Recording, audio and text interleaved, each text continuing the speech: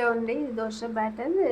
ఇది మిల్లెట్ దోశలాగా. ఎలా అంటే జొన్నలు, సజ్జలు, రాగులు, కొర్రలు, ఉలువలు, రాజ్మా, ఇంకా పెసలు అన్నీ కలిపి, ఇంకా కొన్ని మినుములు, కొంచెం ఒక గ్లాస్ రైస్ వేసి దోశ పిండిలాగా నేను రెడీ చేసుకున్నాను. ఇప్పుడు ఇది మనం దోశ వేసుకున్నాం.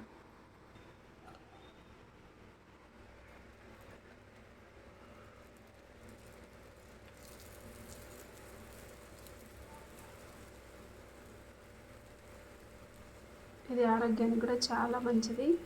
నార్మల్ దోశ కంటే ఇలా వేసి పిల్లలకి పెట్టినా మీరు తిన్నా కూడా ఆరోగ్యానికి చాలా మంచిది. తప్పకుండా మీరు ట్రై చేయండి.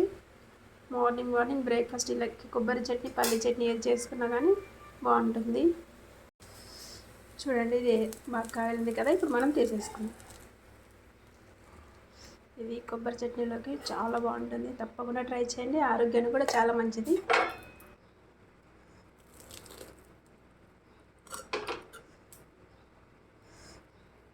చూసారా, చాలా బాగుంటుంది. తప్పకుండా ట్రై చేయండి. ప్లీజ్ లైక్ చేయండి, షేర్ చేయండి, సబ్స్క్రైబ్ చేసుకోండి. Thank you for watching.